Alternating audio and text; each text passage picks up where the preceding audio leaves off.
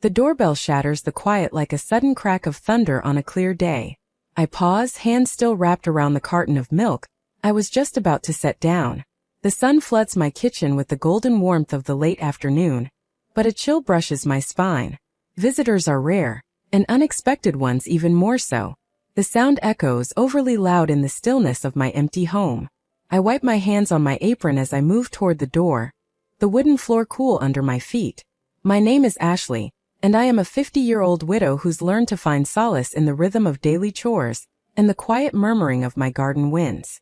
As I reach the door, I take a deep breath, bracing myself for anything from a salesman to a mistaken delivery.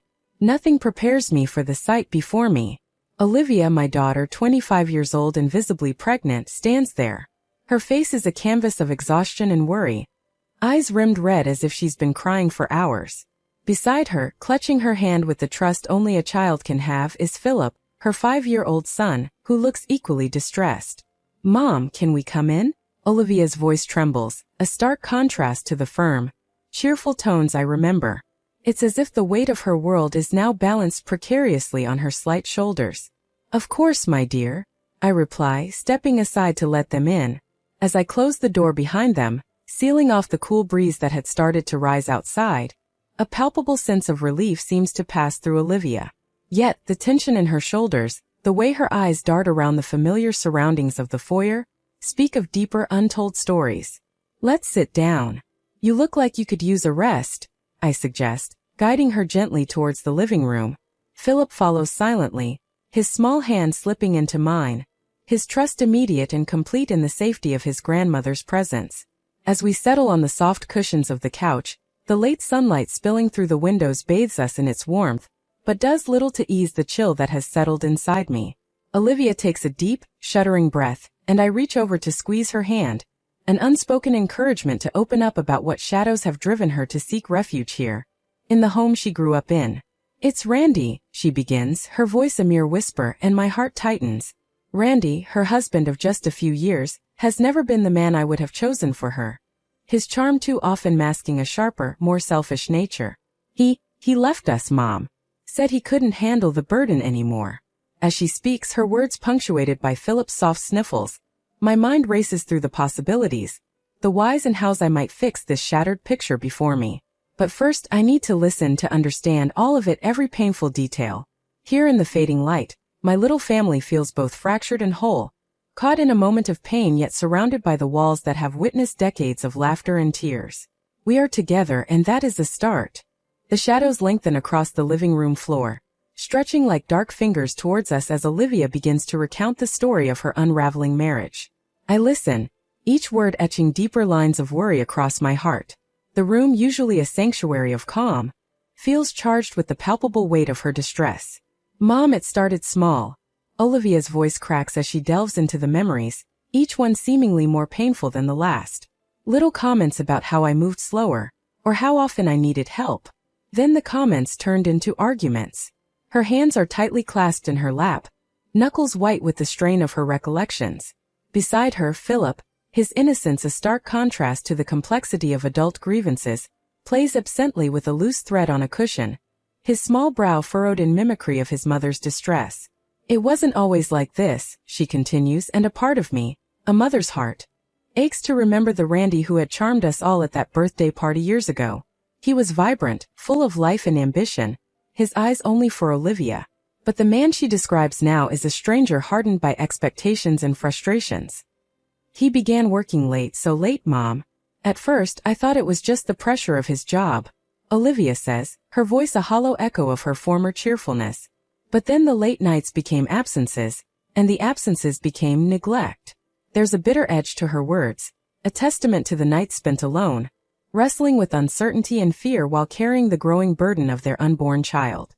I reach out, my hand covering hers, offering silent solidarity as she struggles through her story. And his temper, it got worse. I felt like I was walking on eggshells, trying not to trigger an outburst. "I couldn't do anything right," she whispers, a tear escaping down her cheek. The room feels colder now, the sun's warmth retreating as if to spare itself from the chill of Randy's shadow. Olivia pauses, gathering the tattered edges of her courage. "He told me he felt trapped, that the house, the pregnancy, it was all too much. That he needed space from me, from Philip? She chokes out, the words laced with the poison of rejection. My heart seethes with a quiet fury, the protective instinct in me rising like a tide. How could he? To leave his pregnant wife, his young son, what kind of man does such a thing? And then today, Olivia lifts her eyes to mine, pools of despair framed by red-rimmed lids. He drove us here, dropped us off with nothing but a suitcase each. He said he couldn't do this anymore, that he was done. The finality in her voice cuts through the thickening air. Philip, sensing the shift, moves closer to Olivia, his small hand finding hers, his presence a balm to her splintering world. I squeeze her hand tighter, my resolve cementing itself. You are not alone, I assure her, my voice firm with the promise. We will get through this together. As the last light fades from the room, casting us into the comforting embrace of twilight, I know what I must do. Tomorrow I will start making calls, seeking legal advice, ensuring that this abandonment does not leave them destitute. But tonight, I will hold my daughter and my grandson, weaving a net of safety around their fragile lives. In this room where generations of our family have found refuge from their storms, we brace ourselves against the gale of Randy's departure, finding strength in our unity. Here in the gathering darkness we begin to forge our path forward together. As the new day dawns, the quietude of the morning belies the storm that passed through our lives the night before. The sun casts a gentle glow through the gauzy curtains of the living room, a stark contrast to the tumultuous revelations that unfolded within these walls. I watch as Olivia, still ensconced in the embrace of the couch, stirs slightly in her sleep. Philip, ever the guardian despite his tender age of 5, sleeps curled beside her, his small hand clutching her arm. This morning my house feels both a sanctuary and a battleground, a place where wounds are both inflicted and healed. I set about preparing breakfast, the clinking of dishes a mundane soundtrack to my racing thoughts. The familiar routine helps anchor me, each task a step towards normalcy, each clatter a defiance against the chaos that Randy has thrust into our lives. As I brew the coffee, the rich aroma fills the kitchen, weaving through the air like a comforting promise. I set 3 places at the table, each setting a testament to my resolve. Today, I will not let despair sit at our table. Today, I feed strength and courage to my daughter and grandson. Olivia awakens with a start, her eyes wide before they settle on the surroundings, remembering where she is, the events of the previous day crashing back into her consciousness. She catches my eye and I offer her a smile, a silent reassurance. Breakfast is almost ready, I call softly, not wanting to disturb Philip's slumber. She nods, a grateful smile tugging at the corners of her mouth, and gently extricates herself from the couch to freshen up. I watch her ascend the stairs, each step a labor, not just of physical weight but the heaviness of her burdened heart. It's in these moments, watching her battle through, that my resolve hardens further. Randy will not break us. With breakfast served and Philip now animatedly recounting his dreams from the night before, we seem almost a normal family. But beneath the chatter, under the clink of spoons against bowls, lies a palpable tension. Once breakfast is done, Olivia helps clear the table, a semblance of routine lending us a fragile normalcy. We need to talk about what comes next. I broach the subject as we sit, the remains of our meal cleared away, the morning light now fully casting its scrutiny upon us. Legally, financially, we need to know where you stand and what we can do. Olivia nods, her face set in a determined line. I know. I've been thinking about it all night. I don't think I can go back to him, Mom. Not after this. Her voice is firmer now, the decision made in the darkest hours of the night now brought into the light of day. It's a decision born of pain but also of an emerging strength. I nod supportive. Then we'll figure this out together. I'll help you find a good lawyer. We need to ensure you and Philip are protected. The discussion turns practical, a list of necessities lengthening, financial documents, a new bank account, a visit to a family therapist for both Olivia and Philip. Each task is a step towards independence, a move away from Randy's shadow. By midday I have made several calls. Friends recommend lawyers, therapists, and more. The community we've lived in all our lives rallies around us, offers of help and support flowing in. It's heartening, this reminder that while one person has let Olivia down, a whole community stands ready to lift her up. As the sun climbs higher, our plan solidifies. Olivia's eyes, once dull with resigned despair, now spark with a flicker of hope. Together we begin to rebuild from the rubble that Randy left behind, our spirits bolstered by the solidarity and love that surrounds us. In this house of healing we stitch together the seams of a new beginning, each thread a promise of renewal and resilience. The morning sun had crawled across the sky, casting long shadows by the time Randy's car pulled up outside. The sight of it sends a tremor of unease through me, the sleek black vehicle seeming more like a dark cloud on our freshly cleared horizon. Olivia stiffens beside me at the window, her hand finding mine, seeking strength in its grasp. Is he coming in? Her voice is a whisper, fragile yet filled with a newfound resolve. No, I reply, my tone firm, protective. I'll handle this. Stepping out onto the porch, I brace myself as Randy emerges from the car. His usual swagger is tempered today. Perhaps the gravity of his actions is finally dawning on him. As he approaches, I can't help but marvel at how the charming young man Olivia once fell in love with could morph into the stranger before me now. Ashley, he greets, his voice cautious. I brought some of Olivia's and Philip's things.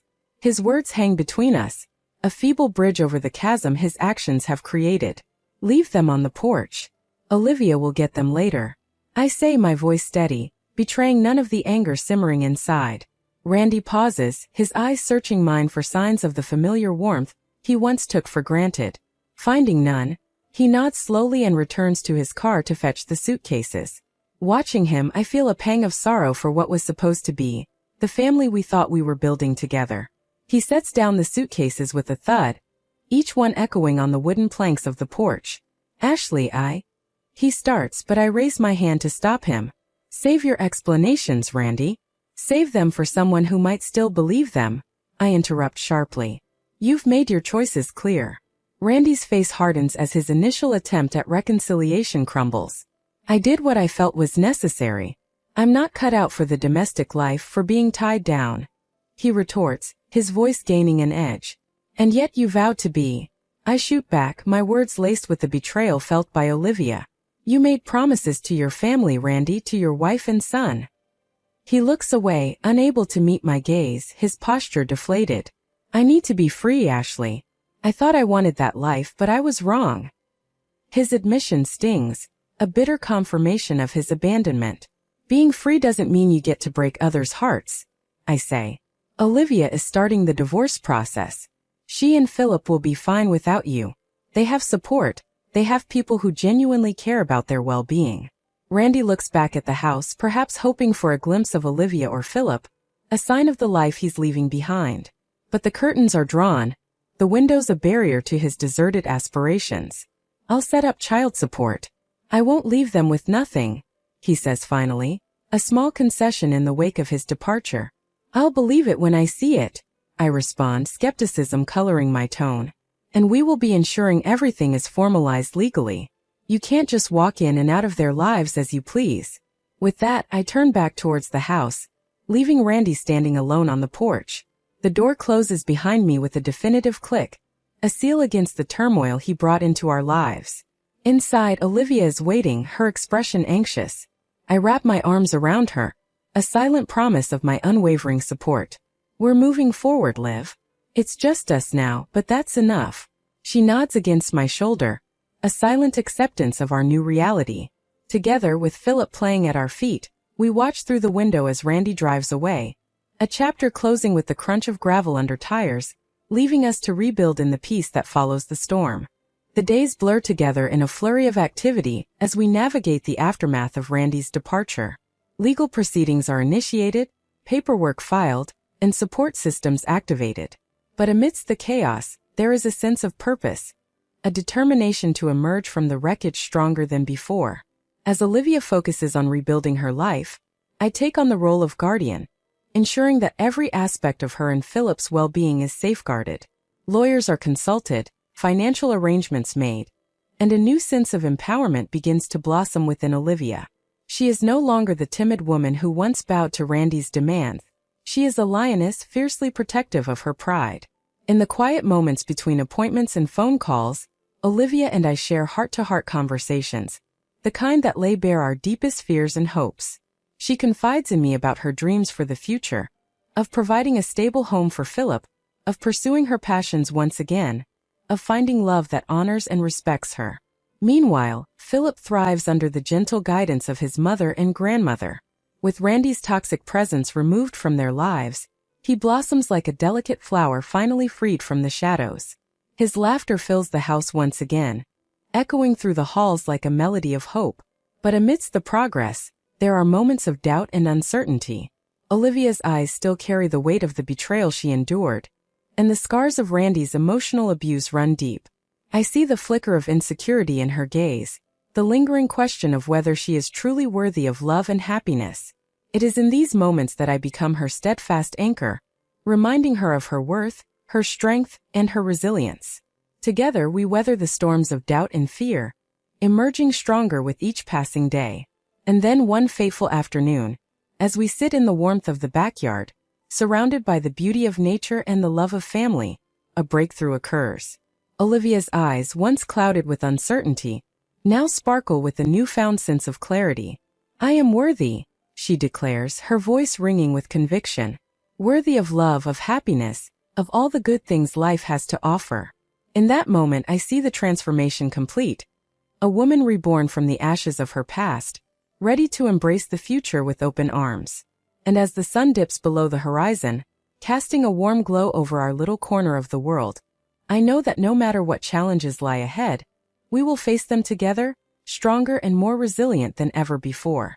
The days begin to lengthen as we inch towards the cusp of summer, the sun casting a golden sheen over the blossoming garden. The seasons change, as do we. The weight of the past has not so much been shed as it has been transformed into something wearable, a garment stitched with threads of resilience and hope. Philip, now ever more curious and jubilant, dances through the garden, chasing the butterflies that dare to invade his newfound paradise. Olivia watches from the porch, her eyes reflecting the azure sky, a mirror to the vastness and possibility it suggests. There's a softness to her now, tempered by strength, like steel encased in velvet. We've established routines, the kind that provide scaffolding to our days.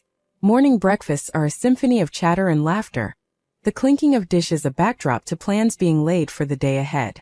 Olivia has begun working from home, her talents in graphic design now finding a platform. It provides not just a distraction but a purpose, a reclaiming of the identity that had been overshadowed by her roles as wife and mother. In the afternoons while Philip naps, Olivia and I sit with cups of tea, our conversations meandering from the mundane to the profound.